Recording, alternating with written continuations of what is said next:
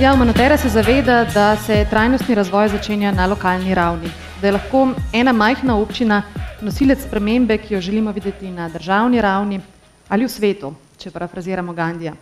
Z nami je zdaj Renata Karba, vodja projektov na Umanoteri s predavanjem Lokalni skupnosti prijazen občinski proračun, predstavitev koncepta in koristi.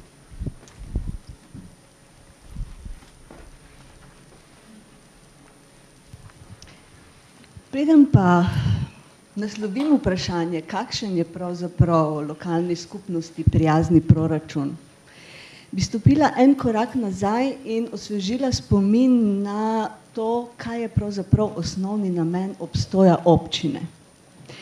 V predmetni regulativi beremo, občine povezujejo lokalno skupnost na določenem ozemlju in so namenjene temu, da se javne zadeve lokalnega pomena izvajajo čim bližje lokalnemu prebivalstvu.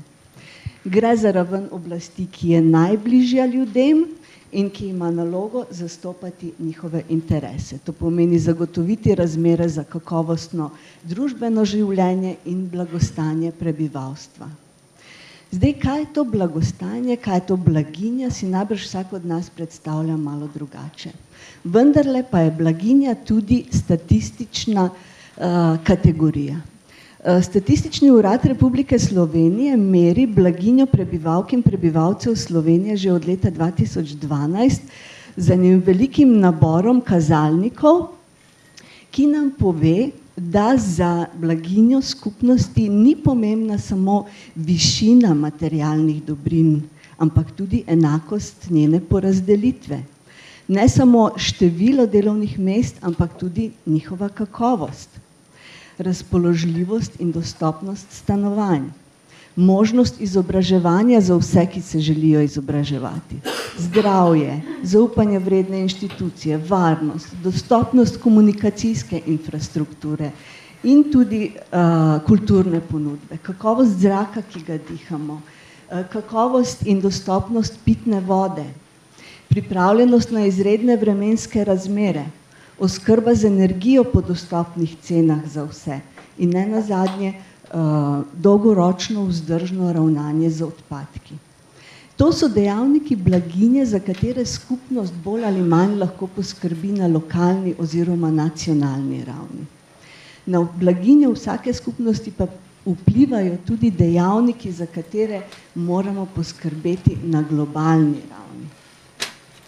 Za življenje ugodno podnebje, ali ga bomo imeli vsi na planetu, ali ga ne bo imel nobeden.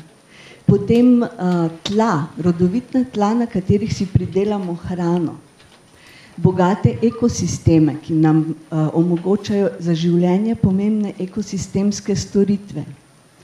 Zadnjih 100 let smo bili priča hitremu, tako rekoč eksponencialni rasti potrošnje in proizvodnje, ki je šla na račun netrajnostnega izčrpavanja zalog materialov na tej zemlji. V zadnjih 100 letih je človeštvo ravnalo, kot da je naš planet neomejen, vemo pa, da neomejena rast na omejenem planetu pač ni mogoča. To stoletje hitrega razvoja je človeško družbo tudi pustilo močno družbeno razslojeno. 1% najbogatejših zemljanov ima zdaj več bogastva kot vsi ostali skupaj. Na vseh teh področjih Slovenija ni nobena svetla izjema. Smo država z najhitreje rastočo stopnjo revščine med evropskimi državami. Trendi glede biotske raznovrstnosti niso dobri. Imamo najmanj kmetijskih zemljišč na prebivalca med evropskimi državami. Čuvati bi jih morali kot punčico svojega očesa. In tudi morda je premalo znano dejstvo, da se podnebje nad Slovenijo, da se ozračje nad Slovenijo segreva 2-krat hitreje od svetovnega povprečja. Skratka, da je Slovenija nadpovprečno podnebno ranljiva. Tukaj si bom izposodila stavek dr. Nareda, ki bo naš gost v okrogli mizi. Ni več temeljno vprašanje, kako rasti, ampak kako obstati. Vidimo iz podatkov, ki so na zgornjem delu slajda, da ne samo, da moramo spreminjati načine ravnanja, ampak da jih moramo spreminjati zelo hitro. Skratka, potrebno je zelo hitro ukrepanje. V naslednjih nekaj kratkih desetletij se bodo stvari postavile na svoje mesto. Ali na ta, ali na drug način. Tole dogovarjanje na globalni skupnosti, ki bi bilo potrebno za rešitev teh problemov, nam gre bolj težko in počasi od rok. Vendarle pa so v zadnjem letu in pol bili narejeni eni koraki v smeri napredka. Kot prvega takega bi omenila sprejetje Pariškega podnebnega sporazuma. To je prvi resnično globalni sporazum za zaščito našega podnebja. In kot drugi tak korak bi ocenila sprejetje agende 2030 Organizacije Združenih narodov s cilji trajnostnega razvoja. Zdaj, to so vse ene politike na zelo visoki ravni. Vprašanje je seveda, kako jih zadosti hitro spraviti v življenje.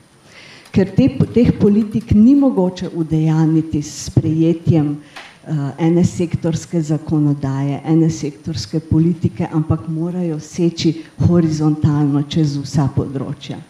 Pri tem so ključne politike kmetijstvo, gozdarstvo, ribištvo, energija, gospodarstvo, promet in turizem. Kadar mora oblast na hitro realizirati neke politike, ima kot najučinkovitejše orodje v rokah ekonomske instrumente.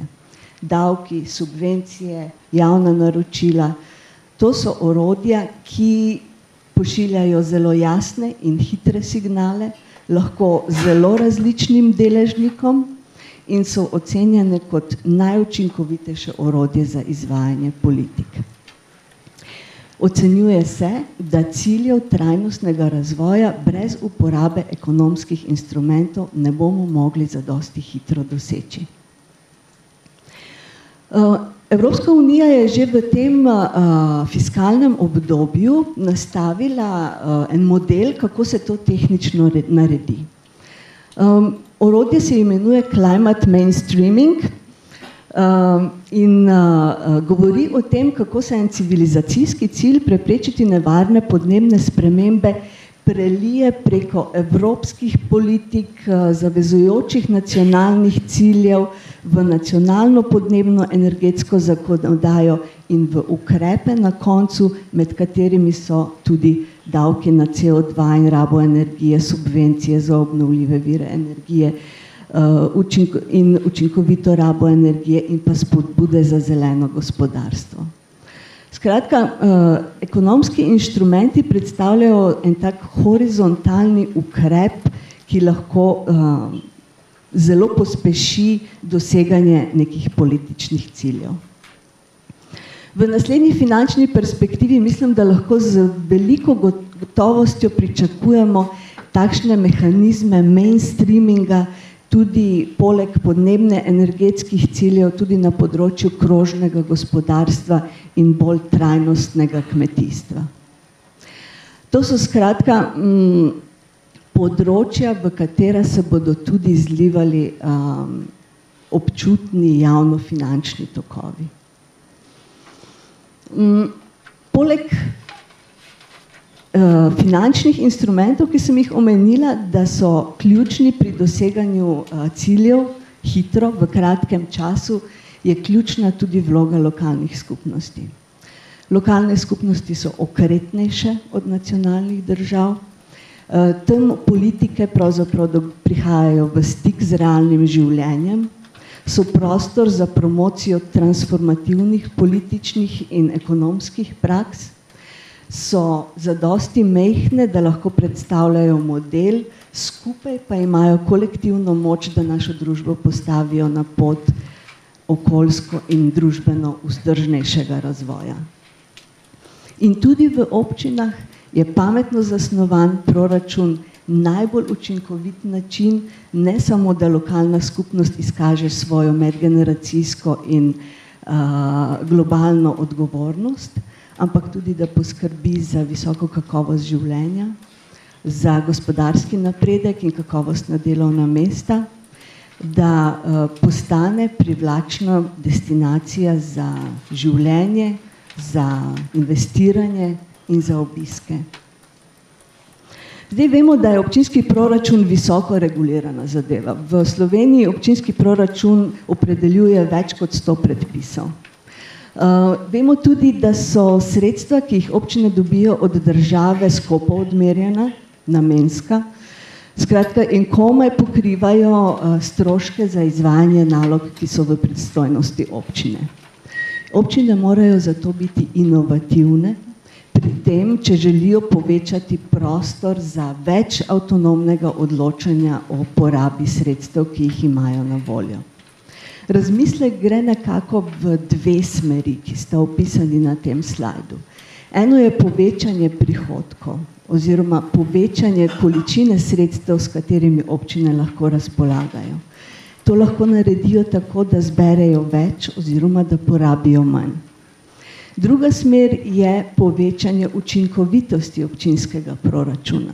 To pomeni, da razmišljajo o tem, kako zbrati bolje in kako porabiti bolje. V nadaljevanju tega posveta bomo na primerih konkretnih lokalnih skupnosti slišali, kako so se v nekaterih občinah lotili naslavljanja oziroma uveljavljanja teh strategij. In že naslednji govorec bo govoril o, za moje pojme, najpomembnejšem ukrepu, to pa je, da se lokalna skupnost dogovori, v katero smer in kako se želi razvijati, in potem vse svoje proračunske mehanizme upreže za doseganje te vizije. Seveda noben ne pričakuje, da bi občine lahko lastnoročno poskrbele za blaginjo svojih prebivalcev oziroma jih obvarovale pred vsemi grožnjami, ki prihajajo iz zunanjega sveta. Imajo pa občine vendarle v rokah številna orodja in mehanizme, da spodbudijo trajnostne prakse v lokalnem okolju in tudi, da destimulirajo tiste, ki to niso, in pri tem jim je lahko občinski proračun eno pomembno in koristno orodje. Hvala lepa.